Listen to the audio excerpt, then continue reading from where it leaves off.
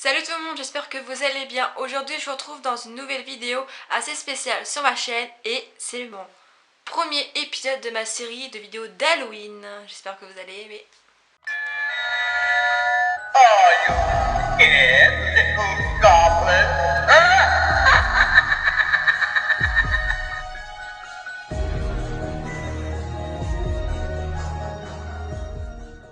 Alors aujourd'hui je vous retrouve dans une vidéo assez spéciale, donc c'est pour Halloween, histoire de bien commencer. Je sais que j'ai un look assez spécial, hein. À vrai dire c'est un peu chiant d'avoir ça sur la tête, sachant que c'est pas très logique, sachant que je suis en pyjama. J'ai aussi ça sur l'œil, c'est pas très agréable. Ma citrouille est juste là. Voilà. Et j'ai ici monsieur qui parle. Évidemment je l'ai éteint. Vous verrez ça beaucoup plus tard. Alors, on en a trop. Donc aujourd'hui je vous retrouve pour en fait faire mon top 6 des films d'horreur à regarder pour Halloween comme marathon. Donc bien sûr si vous avez plus de 13 ans et que vous les films d'horreur ça ne fait plus peur de regarder ça. Bien sûr sur Granola Coffee pour le 18 octobre j'en ferai un autre top 6 aussi des films comiques d'Halloween, enfin des films en fait pour enfants tout public à regarder en famille tranquille le jour d'Halloween pendant la journée. Donc j'espère que vous allez regarder et de toute façon à un moment donné je mettrai le lien sous cette vidéo quand elle sera sortie. Et avant toute chose j'avais une petite information avant de démarrer parce que dans la liste de mes DVD il n'y a pas Paranormal Activity. Parce que je trouvais ça logique que la plupart des jeunes allaient regarder ça. Mais en fait c'est une information pour le 5e qui va sortir au cinéma. Et c'est pas le 6e, c'est le 5e. Le dernier en date c'est un spin-off, ça n'a rien à voir, mais il faut quand même le regarder avant de regarder le 5 qui va sortir. En fait au départ ça faisait plus d'un an et demi qu'on savait qu'il y avait un autre Paranormal Activity qui allait sortir. Il a été repoussé 3 fois. Malheureusement pour problème je pense je sais pas trop quoi en fait, un petit souci. Et dans les castings il y avait écrit Demi Lovato et jusqu'à la nouvelle bande-annonce qui est sortie il y avait écrit Demi Lovato et tout ça. On pensait que c'était une formation vraie, qu'elle serait dans Paranormal Activity, mais finalement non, elle sera pas dedans. C'était une erreur je pense, ou peut-être qu'elle a refusé finalement parce que je sais pas. Bon, finalement on sera pas dans Paranormal Activity, elle devait jouer Cathy jeune, mais après réflexion, c'est vrai que les acteurs qu'il y a à chaque fois dans Paranormal Activity c'est des personnes qui ne sont pas connues et je pense que vaut mieux pas qu'ils mettent quelqu'un de connu dans ce genre de saga là parce que en fait c'est vrai que ça laisse un peu le côté réel, comme si c'était réellement un documentaire, enfin un vrai film récupéré de vraies cassettes. Donc une vraie reconstitution, enfin bref vous m'avez compris je pense. Et donc vaut mieux pas qu'ils mettent Demi Lovato même si tout le monde sait que c'est voilà, une histoire écrite, même si dans la vraie vie je pense que ça peut arriver. Enfin, dans la vraie vie on peut avoir des phénomènes paranormaux et démoniaques, en tout cas pour ceux qui y croient. Après si vous y croyez pas c'est votre avis, on s'en fout. Mais donc voilà, donc non il n'y aura pas Demi Lovato dans ce 5e volet et je suis très déçue. Mais finalement c'est pas grave, on la reverra une autre fois dans un autre film, même si c'est grâce à elle que j'ai connu Paranormal Activity à cause de cette fausse information. Donc après recherche dure et profonde, finalement voilà. Donc je voulais pas faire une vidéo spéciale pour ça parce que je voyais pas trop l'intérêt et puis j'ai déjà prévu mes vidéos donc voilà pour ce mois d'octobre. Donc voilà. Donc on va venir au sujet de la vidéo, donc c'est mes top 5, non pardon top 6 des vidéos pour Halloween à regarder le jour, donc le soir. Donc c'est un marathon que personnellement je fais tous les soirs, enfin tous les soirs pardon, tous les 31 d'octobre, donc depuis l'année dernière en fait, et franchement bon voilà, je vais vous dire que c'est que l'année dernière c'était vraiment bien. La sélection de DVD qu'on avait pris, bon je me rappelle plus trop qu'est-ce qu'on avait regardé, mais après le marathon j'étais excitée comme une puce parce que j'ai bu 3 à 4 tasses de café dans la soirée pour que je tienne le choc.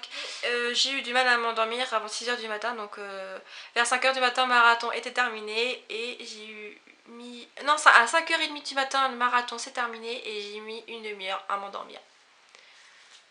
Voilà. Donc je vais pas commencer les films dans l'ordre parce que en fait le but d'un marathon c'est de regarder les films moins effrayant jusqu'au plus effrayant. Donc j'ai pris qu'une minorité, hein, j'ai pas tout pris, hein. Je sais qu'il y a, en fait j'ai 15 000 films d'horreur qu'il faut regarder le jour d'Halloween, mais voilà, j'ai sélectionné ceux qu'on va peut-être regarder le 31 octobre, donc vous verrez ça dans mon vlog le 1er novembre que je ferai sur ma journée d'Halloween. Donc enfin on va commencer. Donc le premier film que je vais vous présenter, c'est Délivre-nous du mal. C'est un film en fait démoniaque, pas tellement vu, mais c'est vrai que les films démoniaques c'est bien parce que c'est pas souvent la même chose, pas forcément les mêmes histoires. Et celui-là je trouve ça, en fait je trouve ce film génial parce qu'en fait, et je trouve, enfin, dans l'histoire, enfin, il y a certains trucs je pense pas qui peut marcher dans la vraie vie quand on fait un exorcisme. Donc voilà, mais enfin en tout cas c'est super bien avec des très bons acteurs. Franchement c'est une histoire qui tient debout et qui fait de l'effet, sachant que moi je l'ai vu au cinéma et au cinéma c'est vraiment, mais vraiment quelque chose. Donc je vous le conseille de le regarder. Franchement c'est plus que top et franchement je dis bravo réalisateur. Il y a aussi un film qui a fait carton. Ouais, carton on va dire il y a à peu près 2 ans, donc en 2013. Franchement c'est une pure merveille ce film. Mamma Mia, franchement James Wan et Conjuring, c'est la perfection incarnée. L'histoire en plus c'est tiré d'une histoire vraie. Ed et Lorraine Warren ont réellement existé. La famille qui déjà Perron, voilà, la famille Perron a réellement existé aussi. Voilà, c'est même la fille, l'une des filles, quand elle a vu ce film, maintenant elle est âgée, hein, enfin on va dire qu'elle a une cinquantaine d'années. Quand elle a vu ce film au cinéma, elle a dit que ce film était bien, mais beaucoup moins effrayant, beaucoup moins effrayant que ce qu'elle a vécu. En même temps, après ma mère quand elle a su ça, elle était un peu déçue qu'il soit pas comme à 100% pareil que dans la vraie vie, mais on peut pas non plus reproduire la même chose. Mais il est bien comme il est et j'aurais pas aimé qu'il soit beaucoup plus effrayant parce que déjà cette version me fait déjà assez flipper, sachant que je suis une vraie croyante de ce genre de truc. Quand on a vécu des phénomènes inexplicable chez soi, enfin c'est bon, moins pire que ça et heureusement ça fait quand même quelque chose quand on regarde ce genre de film et surtout quand on est très croyant, donc si vous voyez ce que je veux dire.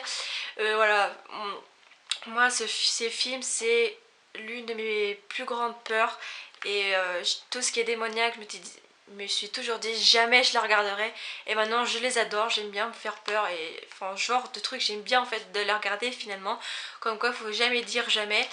Comme les films d'horreur, j'avais dit oh je regarderai jamais de films d'horreur. Maintenant j'adore ça et je vois que ça maintenant, je regarde que ça limite au cinéma. Le prochain film, alors ce prochain film fait pas tellement peur mais franchement c'est aussi tiré d'une histoire vraie bien entendu. C'est encore des dossiers Warren. Il est vraiment bien ce film. Faut pas, il y a eu plein de critiques, enfin des jeunes sur ce film, tout ça parce qu'il fait pas peur, mais faut pas s'attendre qu'il vous fasse peur. C'est l'histoire qu'il faut regarder et l'histoire est vraiment bien. Franchement c'est vrai que le seul truc qui est pas réaliste c'est le démon, mais le démon jamais, enfin on l'a jamais vu en vrai, en tout cas pour les croyants, ceux qui y croient. Mais sinon c'est franchement bien fait, sachant qu'à l'origine Annabelle c'était une poupée en chiffon, pas une poupée comme ça, et franchement c'est vraiment réussi, j'adore. Annabelle il est vraiment bien fait, il faut quand même les frissons, un peu les chocottes, mais franchement c'est une mine d'or et je vois pas pourquoi il y a eu des critiques sur ce film sachant qu'il est vraiment bien et franchement je vous le recommande fortement de le regarder. Donc ensuite on va passer à un autre film. Alors c'est un film qui peut, enfin ce genre d'histoire peut vraiment arriver dans la vraie vie. Et je sais pas si celui-là est tiré d'une histoire vraie, mais en tout cas ça prouve qu'il faut jamais jouer au Ouija. Donc si vous avez, voilà, si vous avez deviné, je pense que je parle de Ouija tout simplement. Et voilà, ce film là me fout la chocotte. En plus là il y a enfin pour ceux qui ont vu la bande annonce, on le sait déjà, pas besoin de regarder le film. Une fille se pend dans ce film parce qu'elle a joué au Ouija. Et quand on joue au Ouija, on ouvre des portes et on sait pas à qui. Et pour les refermer, allez-y, c'est bonbon. Et en plus, cette fille qui meurt, elle est blonde. Mais son prénom m'a énervée. C'est Debbie. Waouh. Non merci, je ne jouerai jamais au Ouija, ce n'est pas moi dans le film, non non non non. Des fois je regrette de m'appeler Déborah et que je me fasse surnommer Debbie parce que c'est souvent les Debbie qui crèvent dans ce genre de film et ça m'énerve. Pourquoi c'est pas l'héroïne pour changer un peu? Donc voilà, c'est Ouija et franchement je le regrette pas. Il fout les chocottes aussi, j'adore. Dommage, il n'était pas sorti dans mon cinéma quand il est sorti.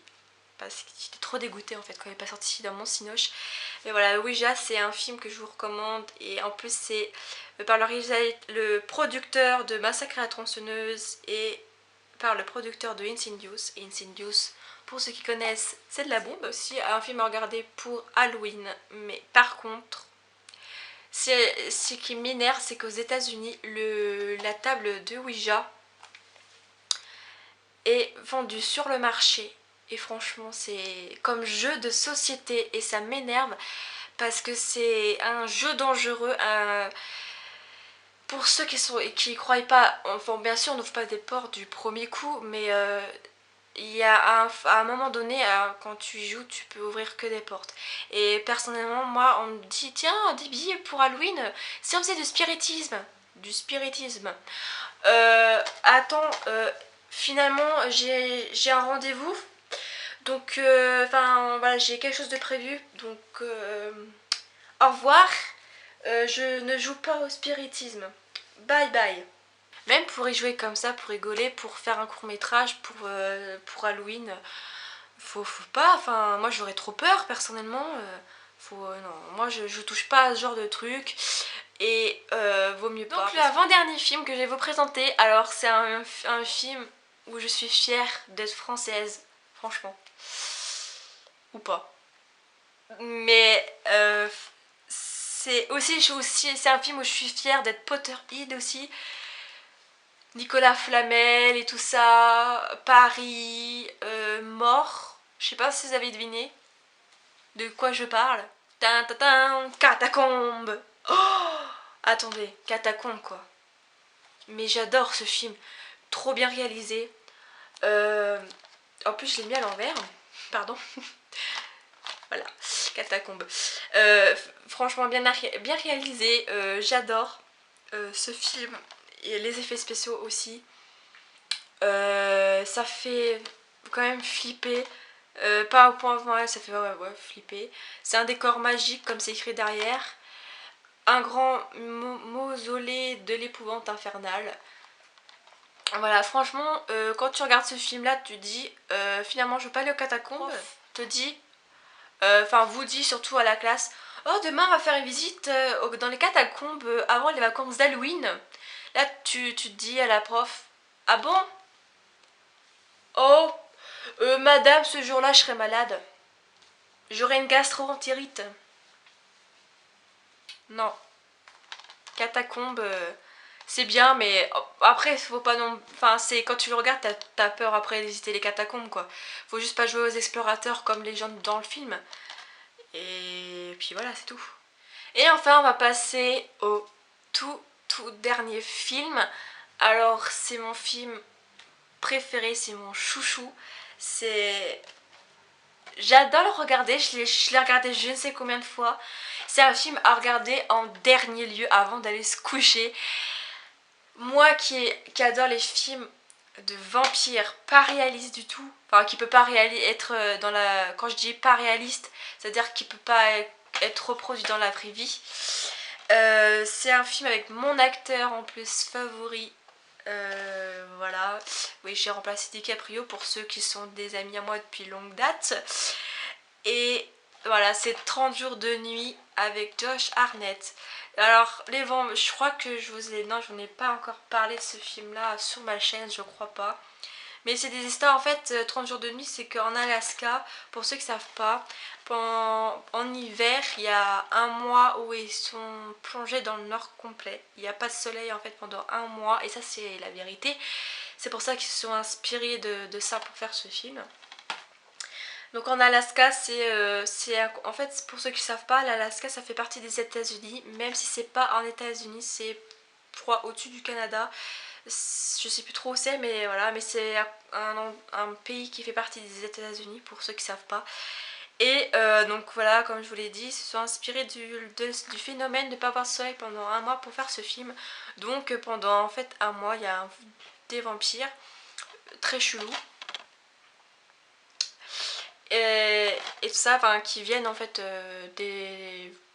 se nourrir en fait.